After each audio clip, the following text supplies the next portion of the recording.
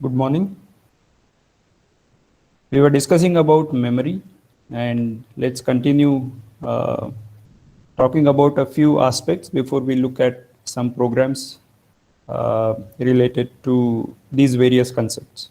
So the primary concept that we talked about when it comes to memory is, there were a couple of them like bandwidth and latency. But from the programmer perspective, locality seems to be one of the very important ones, both on the CPU as well as GPU. And many times it is in the programmer's hand to exploit the locality which might be present in the program, in the sense that in the data access pattern. Although locality is important in the GPU setting, it so happens that there is slightly different form of locality which becomes more important or more relevant in the context of SIMD processing or in the context of GPUs. That also we are going to look at quickly. But let's understand the basic forms of locality first. So what are the two ways in which we divide locality? What are the two types of localities?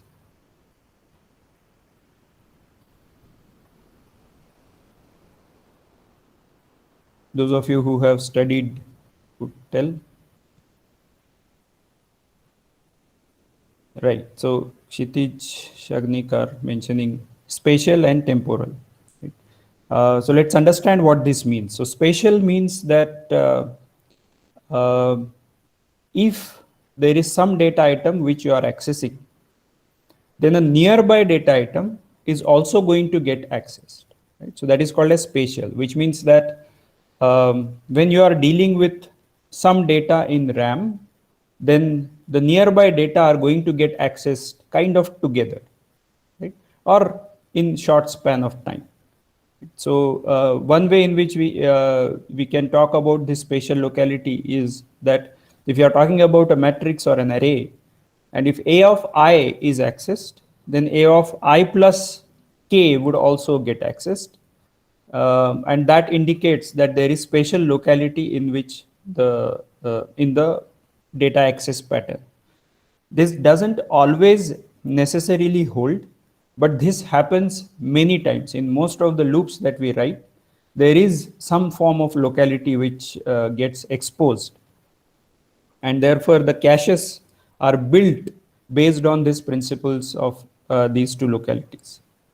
Temporal says that if some memory location is accessed now, then it will again be accessed soon.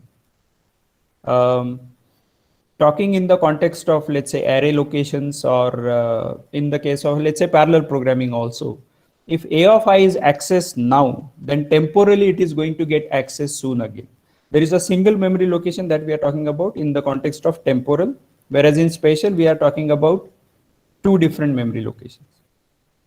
To give you an example, for example, there is an initialization loop which I am showing here, in which I am accessing A of 0, then A of 1, A of 2. This has nothing to do with parallel processing so far. This is applicable even for a sequential program, because caches get used even on the for the sequential programs. So as soon as I access A of 0, I access after some time A of 1, A of 2, A of 3, like that. And therefore, it makes sense for the processor, or it makes sense for the hardware system to get not only when A of 0 is accessed, just A of 0, but also A of 1, A of 2, A of 3. And that is why the cache lines are not of one word size, but a few words, let's say 16 or 32. And therefore, when we are bringing in A of 0, we also bringing A of 1, A of 2, etc. into the cache. And if the access pattern is like this, that means the access pattern follows spatial locality, then it is going to be helpful for the remaining accesses, because those are already available in the cache. A of 0 will incur a miss because it is not present originally, but A of 1, A of 2, etc. are going to incur a hit in the cache, which is going to improve performance. Temporal locality, as I was mentioning, it's applicable for a single memory location, which could be simple, some variable X. I'm going to take an example of A of I, but you can, I mean, it's not necessary that it should be a loop. right? It just means that if there is a of I or some memory location getting accessed now, that is here, then it is also going to get access later at some points in time. Right? Such an access pattern is also quite prominent in our programs, where we have the same variable which gets defined and then we use it in later instructions. And therefore it makes sense to retain that memory location into memory, into the cache, right? So if I am writing to a of I expect that it is going to get written, I'm expecting that it is going to get read soon. So let me not move it out of the cache early on. Let me hold it for some time. Maybe there is some use which is going to come, because the hardware doesn't know typically beyond a small window what all instructions are going to come later. And therefore, it is based on this heuristic that temporal locality is going to be present in the programs that the caches get defined. And as soon as you say that these are heuristics, that means that these work in practice, but there is no guarantee that these will always work. What that means is that an adversary can write a program which does not have any spatial locality, which does not have any temporal locality. And therefore, every data access that you do is going to be a miss in the cache. And in fact, cache is going to be more or less redundant in such cases. In fact, it's going to add an overhead. So one may be able to construct that program, but the whole purpose is that it should be useful in practice. I mean, such an adversary, it's going to be more like a worst case program, which is not going to happen almost always in practice. So that is the expectation. Any questions on this temporal and spatial localities?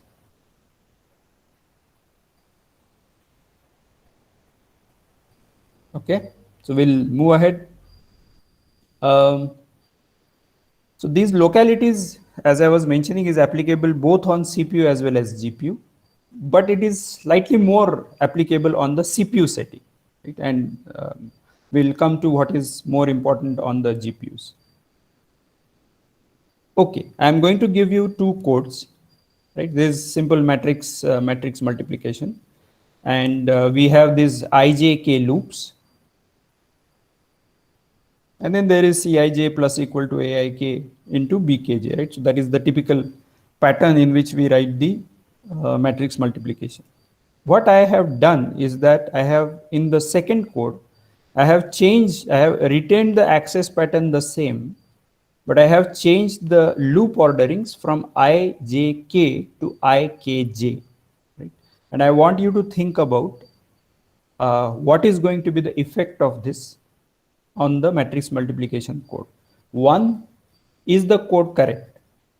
Second, if it is correct, then what is the effect on the localities that happens because of the change of this order? So please think about it and let me know once you have thought about it. I'm going to stop the chat for a few seconds.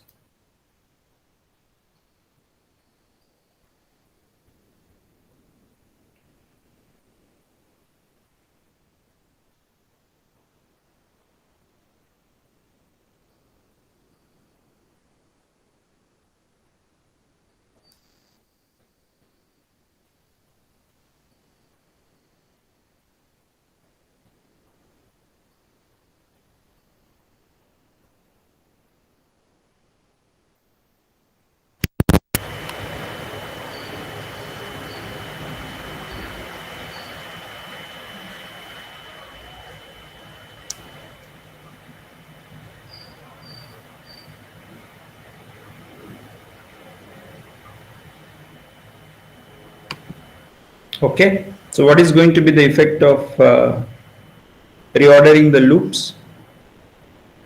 Any suggestions?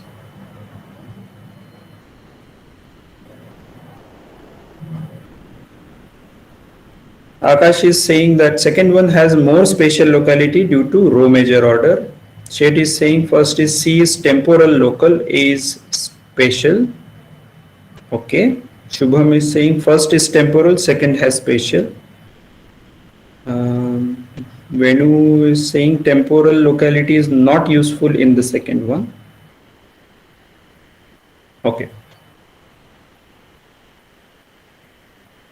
Sheet is explaining further. Second one has A has temporal local, temporal locality, B, C spatial locality. Okay, good. So there is some good set of answers that we have gotten. Let's look at it. Okay, let's understand it step by step. What happens in the first case, and it is all right if you have not studied spatial and temporal localities earlier. Just remember this for our discussion's sake. So whatever we have studied in the last slide, that suffices for our purpose. So let's understand what's happening. So we have this ij axis, and as far as ij are concerned, those are nicely, since we are assuming row major order in C, this is going to give you a nice axis where I is fixed and j is changing. So that part is good. As far as aik is concerned, that means that again row major order, so I is fixed and k is changing, and that is also something which is happening when you look at I loop and the k loop.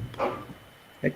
Although j is coming, but that is not affecting this aik at all, and therefore this is going to be still very useful with respect to that. As far as temporal locality is concerned, that is going to get better because of this C, because ij are going to be the same, ij is going to get used repeatedly for different values of k, that is the innermost loop, and therefore there is a better temporal locality there.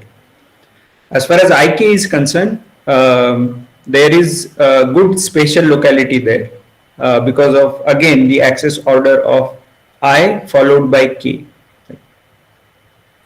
As far as bkj is concerned, we know that that is the second matrix, and therefore there is a column measure or column wise axis of the elements, and that also is seen here where k is fixed and j is changing. And as soon as k is fixed but k is the innermost loop and j is changing, that means that you are fixing a particular k is getting fixed but that is changing, and therefore you are accessing different rows, and then j is kind of fixed for some time, and then as k changes it is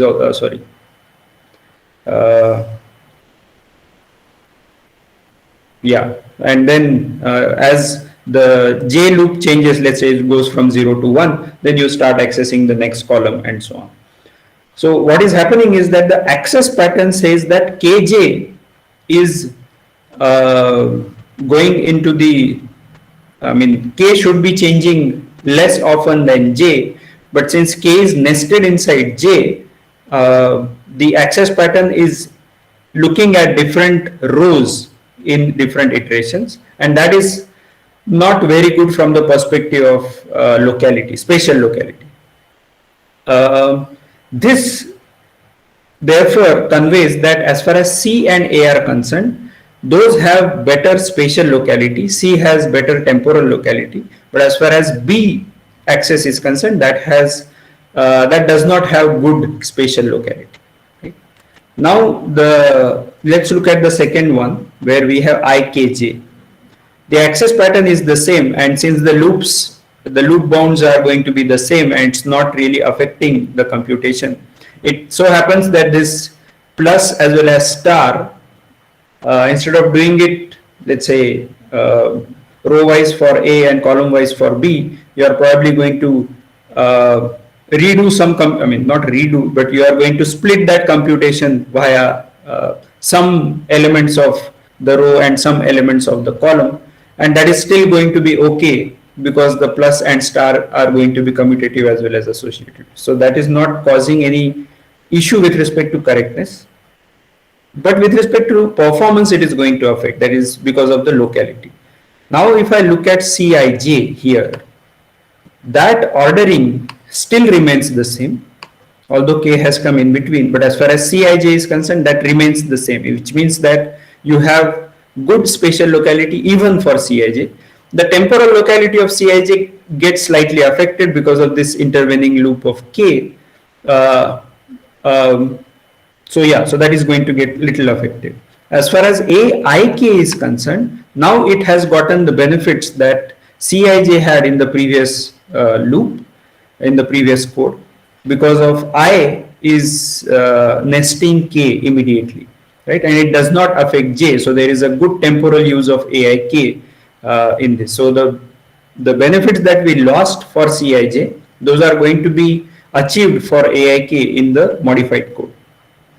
As far as BKJ is concerned, which was the negative part in the first code, now suddenly J is nested inside K, and therefore BKJ is going to give me a good, nice access pattern, because K is fixed and J is changing, and that is how the loops are, the loop ordering is, and therefore I am going to get much better spatial locality for even B. And is this only fictitious? Is this only theoretical?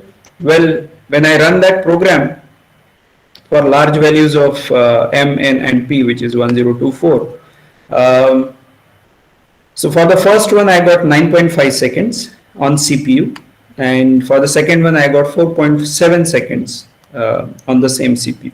That does indicate that there is 2x difference just by looking at this spatial locality. So that shows that the caching effects can significantly improve your program. And of course, there are large number of other programs which you can write which will exploit this, but matrix multiplication is one of the very important and classical programs where you have these nice access patterns which can be exploited. You can try different orderings, see if you get the correct answer, and then check the performance. Any questions on this one?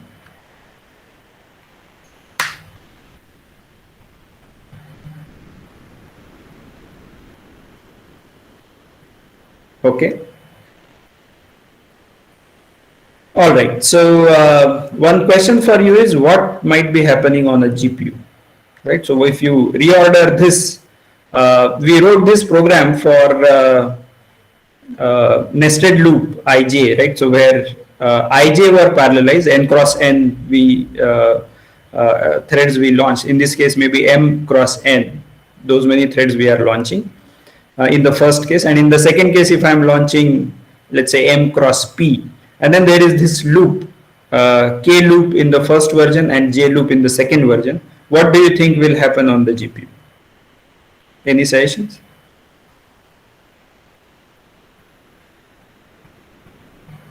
With whatever we have seen so far.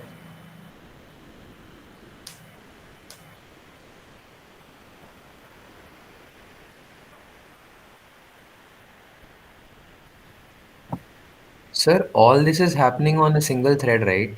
Or have we parallelized it? Sorry, Venkat, can you repeat that? Sir, all this is happening on a single thread, or are we saying that each iteration, like all the loop iterations, have been separated onto separate cores? Right. So that is going to be an important factor here, right? So what Venkat is suggesting is that, is this happening sequentially like on the CPU, or is it that we are parallelizing the I loop or the IJ loop in the first code and IK loops on the second code?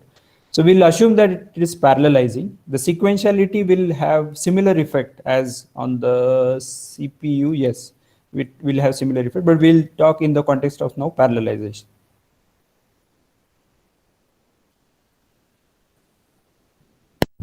So let's hold on to that question for some more time. I'll request you to try that out. But for that, we need to understand a few things, and let's go into that slowly. So one of the important aspects that is relevant in the context of GPUs when we are talking about locality is memory coalescing. What is meant by memory coalescing? It just says that if warp threads, that is the 32 threads in the warp, if they access 32 words consecutively, right, then their memory requests, which are going to be 32 in number, those are going to get clubbed into one memory access. I'll repeat that. If there are 32 warp threads and they are accessing 32 consecutive words from memory, then these memory requests, 32 memory requests, are going to get clubbed together, joined together, and these are going to be served as one memory access rather than 32 memory accesses. This process is called as coalescing of the memory request, and therefore it is called as memory coalescing. This turns out to be very important from the perspective of performance, because you don't want multiple loads to be used for warp threads, and then the warps have to wait because they have to execute in single instruction multiple data format. Unless all the data is available, none of the threads can move ahead, and therefore they all will stall if all the memory is not available. Let's say I'm accessing from thread 0 I'm accessing A of 0, from thread 1 I'm accessing A of 1, and so on, the typical A of ID pattern. In such cases, I am not, if the data is not available, because these are different memory accesses, if the data is not available directly, then I cannot proceed with the execution of that warp, and therefore I need to wait for that memory request to get fulfilled from all the warp threads. Right? So this coalescing can really help improve. Again, this is very similar to what we did in the context of, let's say, caching on the CPU, where instead of accessing A of 0, I'm bringing in all the data of multiple threads. But here, this is very specific to the warp. And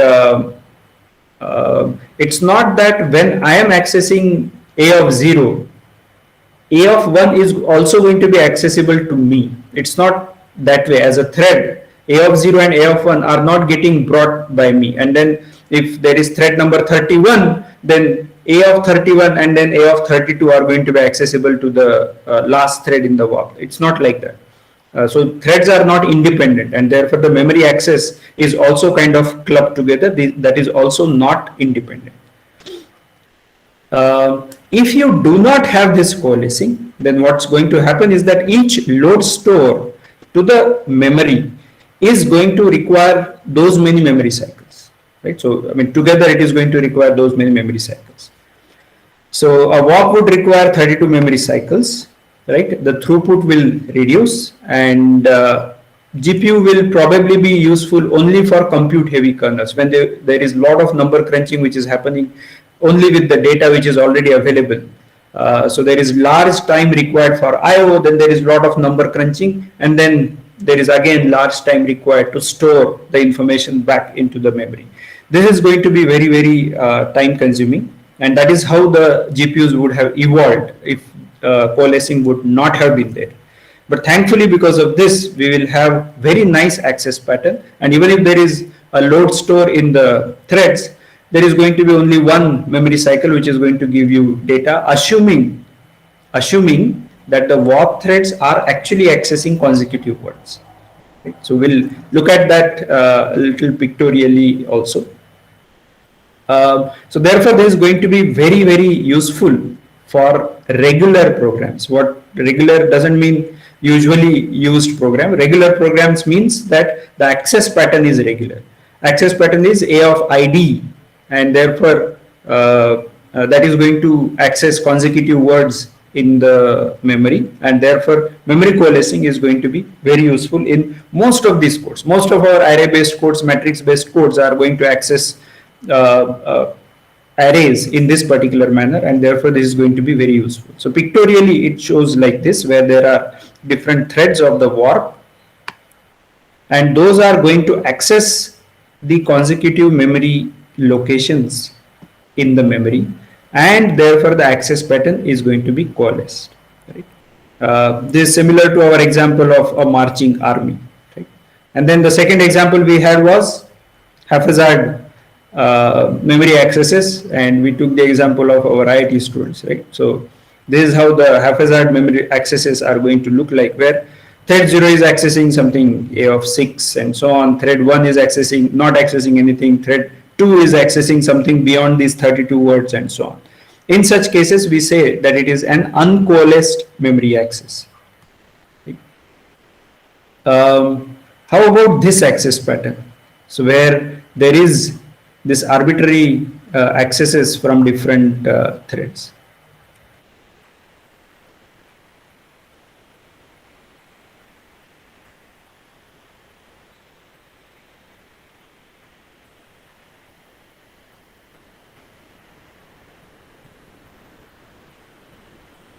partially coalesced. Okay, semi-coalesced. Okay.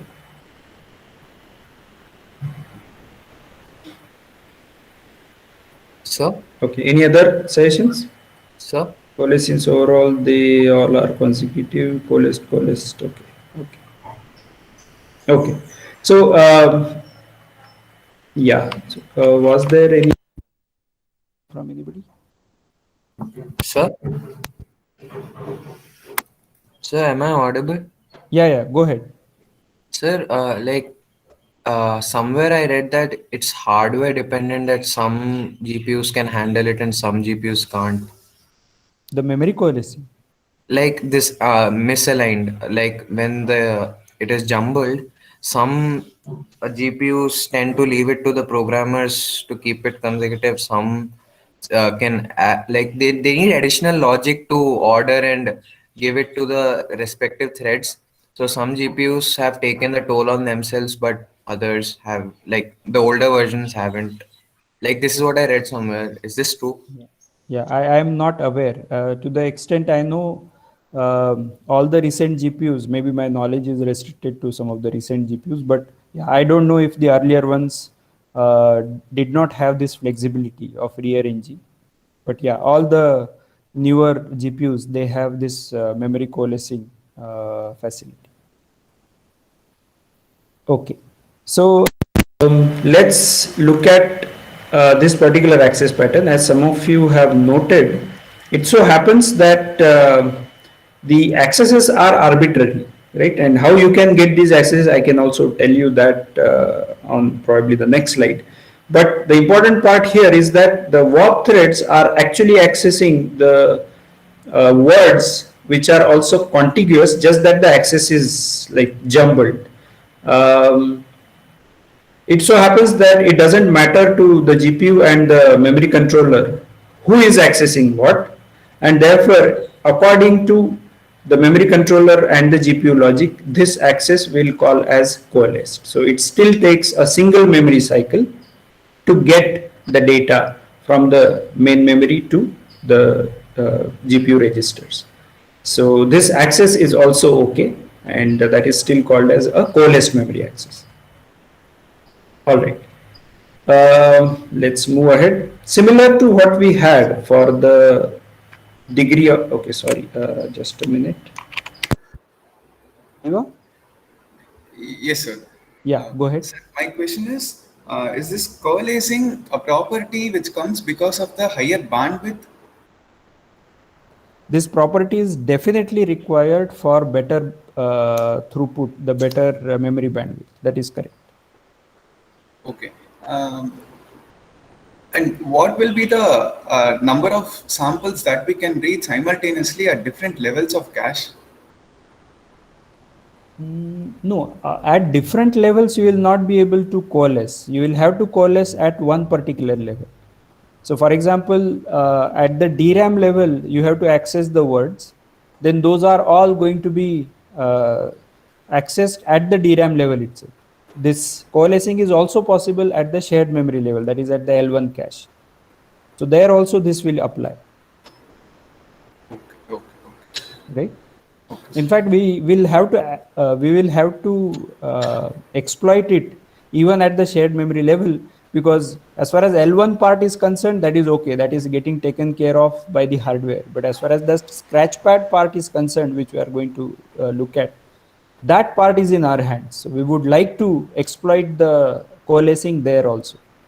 But this is many times, yeah, so that is definitely one part. But in the DRAM, how the data is laid out, that is totally in our hands. And that we have to create the data structures in an appropriate manner. What that means, it will become clearer, but some of you might have come across these terms of array of structures versus structure of arrays. And we'll have to use the one which is suiting the memory coalescing. Right? So we'll do that. So we will have to change the data structure the way we define that on the CPU versus on the GPU because of this memory coalescing. and people have found that it can give significant benefits. As you can see, this is very similar to how it will happen. If you have row major access, you will have better locality. If you have column major, then it's going to spoil your performance. It will still work though. Similarly, if you don't follow memory coalescing, right? So you just take whatever is the data structure layout on the CPU in the CPU memory and just use it on the GPU memory, it will still work. But if you can reorder your data such that it fits the memory coalescing, then that is going to give you better performance. So these are all different optimizations which we are studying. First one was thread divergence. The second one is now memory coalescing in the context of memory. Is memory coalescing only for memory read or for write also? It is for write also. That is correct. So that's a good point. I missed that. It's not only for read but also for the write. So if all of these are writing to the memory, then the memory access will get coalesced if they are writing to consecutive 32 words. In the third case, if we access some A of 17, then all A of 0, A of 31 will be brought to cache. Okay, so I shouldn't say that. So it's not that it is this way. What it will do is that A of 17, if you request, and then there are others which are requesting arbitrary memory locations, right? These are going to get clubbed, or let me put it this way, the memory addresses are going to be mod with divided by 32, and then if those are turning out to be the same, then that forms one memory cycle. You will fetch the data, you will fetch probably more data into the cache line, which is 32 threads, but it is going to be useful only for one thread if the accesses are totally random, right? The A0 to A31 threads in this third example, those are going to find that all of these are within the same, let's say, bucket of 32 words, and therefore all of them can be satisfied. That part is okay.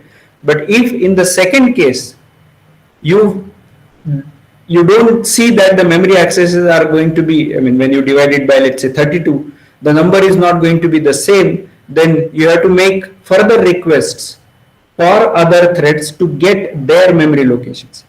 And it's true that when you are bringing data from main memory to the cache, it is actually brought into chunks, not as word by word. And therefore the cache is going to have more data than required, which is going to be useless. Plus, so that is going to pollute the cache because the previous data is going to get overwritten.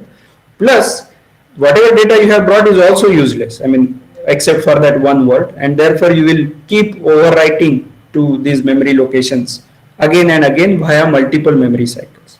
So second one is really very, very sequential access, whereas third one is at least okay because you are bringing in directly that chunk. So it's not that when you are accessing A of 17, all of that will be brought into cache. Yes, it will be brought into cache, but it will not be made available for execution immediately. It will be made available only when all the requests, all the memory requests from A0 to A31 will get satisfied. And in the first case, if we access A of 0 to A of 31, will be bringing to the cache. Yes, all of that will be brought to the cache, both in the first and the third case. Even in the second case, you will bring all the consecutive memory locations to the cache, but it will have to be overwritten. Any other concerns here?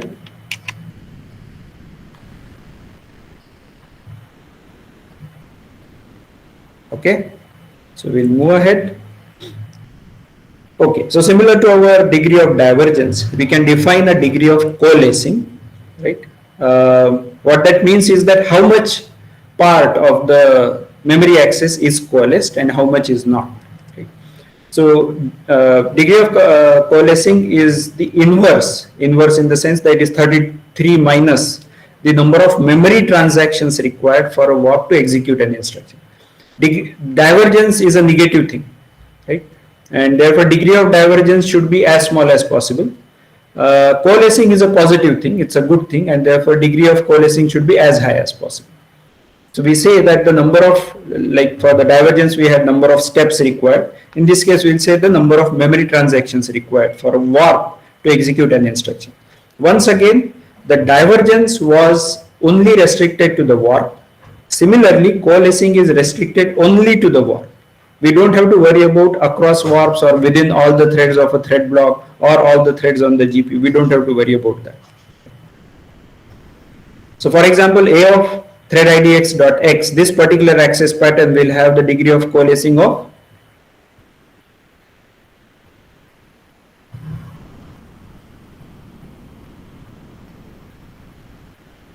Accesses. sorry, you were saying something?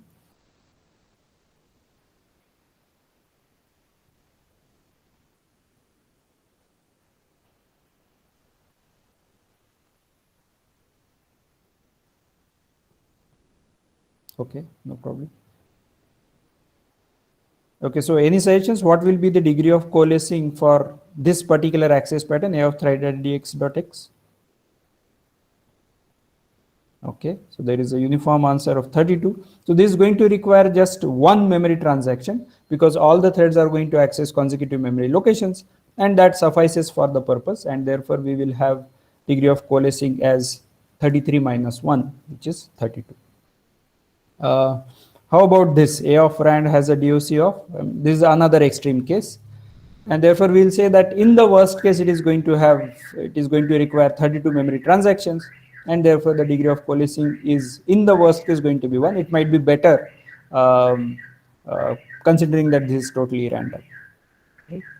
Okay, so let's do one small classwork. I want you to write a kernel to vary the degree of coalescing from 1 to 32 based on some input argument. So assume that there is some number which is given as an input to the kernel, and based on this you want to write the kernel such that based on that number the degree of coalescing changes. Can you think of writing that? I'll disable the chat for a few seconds, and please write it down and then paste in the chat box.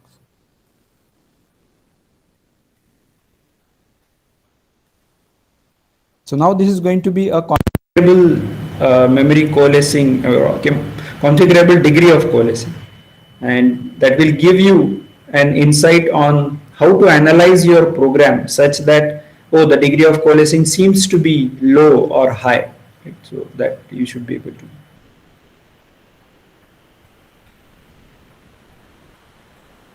to. Sir? Sir, am I audible? Hello? Just a minute, Venkat. Sir, I have, like in the example where if we have, let's suppose the first 16 memory accesses together and the next 16 memory accesses together, but these two packets are not consecutive. So in that case, will it suffice to have two memory coalescings and two memory transactions? Yes. Or will it break it up entirely? No. This is correct. So you will require two memory transactions. So even if it is 16 words, even if spread across some 32 word chunk, it will still be brought into the memory in one memory cycle, and then the other one in the another memory cycle. That is okay. Sir, so it is not like a choice. It always brings 32 words. I mean, why do you say that it's not? Because you are saying that because it is going to incur some penalty for bringing in more data. Is that? Yes, sir. Wasting the bandwidth for unnecessary data. Like. No, I think that is going to be always brought in the chunk of 32. Yeah. So I think, yeah, that's what that is what is my guess. I don't know exactly what would happen, but my guess is that it will always bring in 32. It will not do the filtering there. Okay, sir. The memory controllers are relatively straightforward, I would say, where you give an address and it will just get that block and put it into the buffer, which can be then or brought into the cache. Yeah, so I don't think it will do the filtering there. Okay, so let me enable chat now.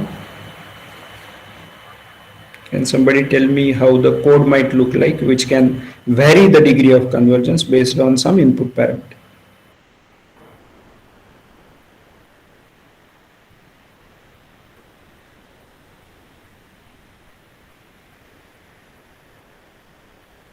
Shubham is accesses 33 minus degree a of 32 into I.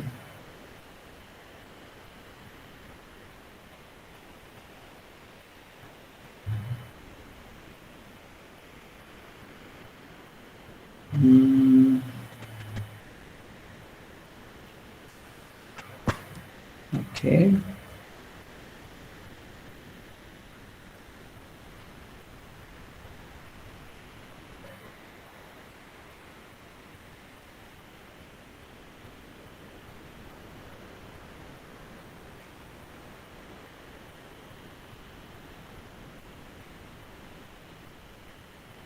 This is interesting, but I just want to know 32 into I. So, do you want that for loop to be inside the kernel, or you want different threads to access different values of I? Shubham?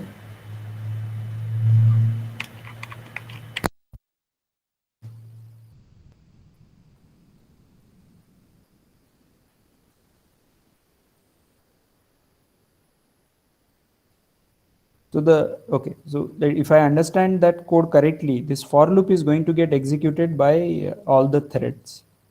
And for all the threads, this value is going to be the same, the degree, and therefore the accesses is Yeah, going to actually, be. hello. Yeah, Shubham, Yeah, go it should ahead. actually be accessed by different threads, right? Yeah. Right.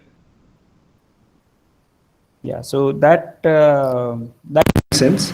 Similar to what Bharat has written thread idx.x into number. I mean, sometimes the number might signify degree of coalescing. Sometimes it might signify 33 minus degree of coalescing. So both ways it might be possible. Like yeah, Harshit has written 33 minus degree of coalescing. Yeah. Sanket is saying case 1 I equal to 1. Okay, no problem.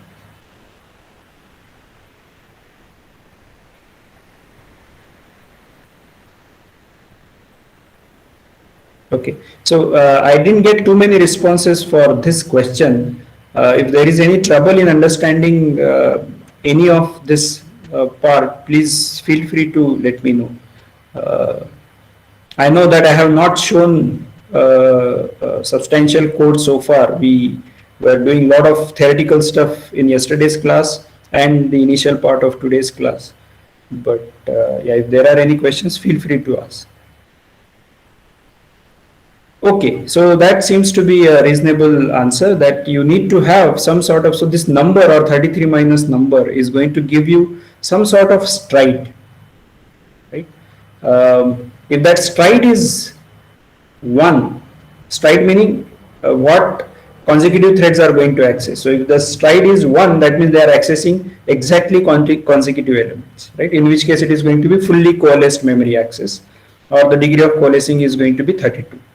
If that stride is 2, then they are going to access A of 0, A of 2, A of 4 like that, consecutive threads, warp threads, and therefore they are going to access 16 words from the memory, from the 32 word memory area, and therefore the degree of coalescing is going to be 16.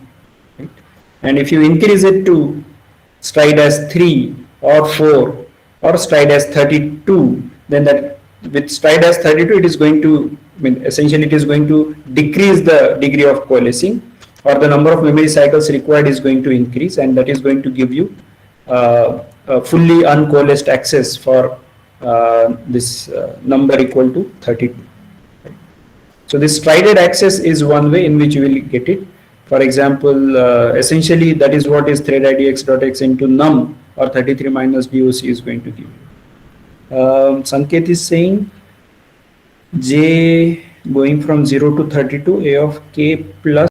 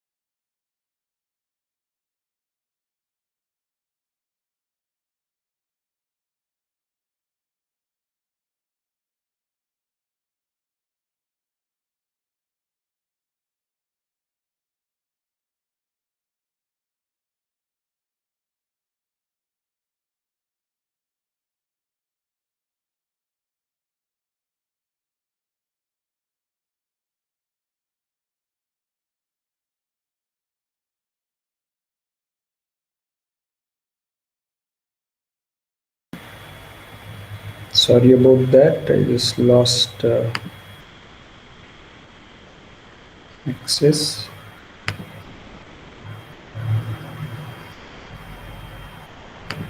Let me come back to the presentation.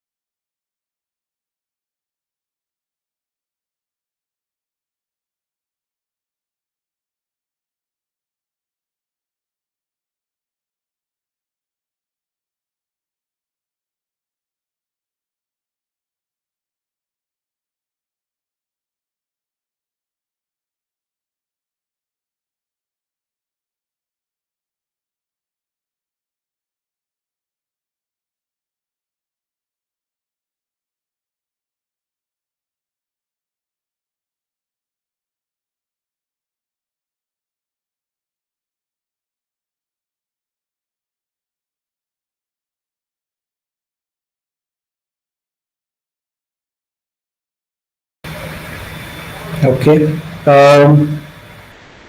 Yeah, I think we have a couple of minutes remaining. So, in case there are any questions, we can take those up now.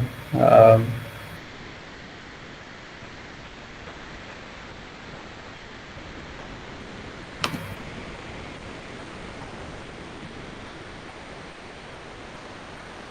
so, any questions on this memory coalescing?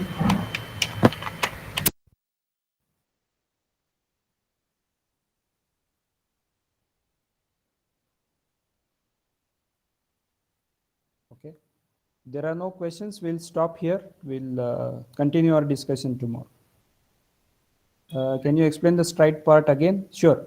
So, what I was saying is that your access pattern could be a of thread id x dot x into some number, let's say n, right? So I'm pasting it in the chat box.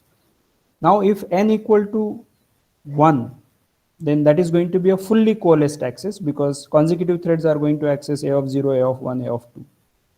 If that n equal to 2, then they are going to access elements which are going from a of 0 to a of, let's say, 62, right? Which are 62 words spread across or 63 words spread across. Now,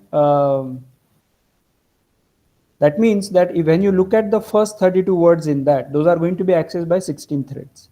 And then the next 32 words by the next 16 threads.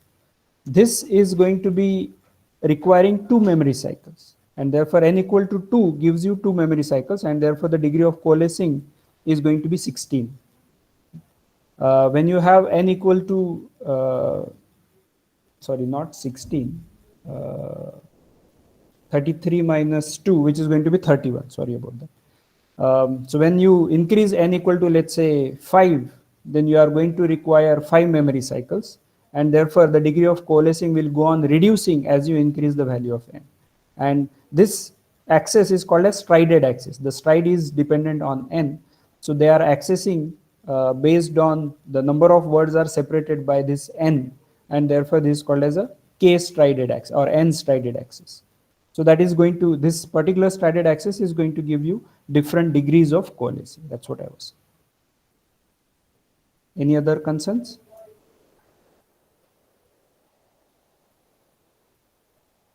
Okay, so we'll stop here. See you tomorrow.